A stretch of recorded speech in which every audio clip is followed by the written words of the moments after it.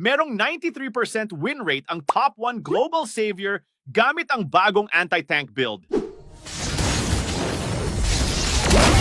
好きな地獄巡りを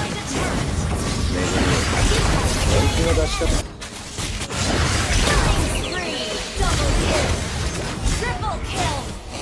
Hindi mahilig mag-rotate si Bakul sa early game dahil medyo mahina pa si Savior. Nagro-rotate lang siya kapag nabuo niya na ang Enchanted Talisman dahil mas makakapag-spam na siya ng skills. Pero kapag hindi niya pa ito nabubuo, nag-u-ultimate lang siya sa laban para makatulong sa kakampi niya.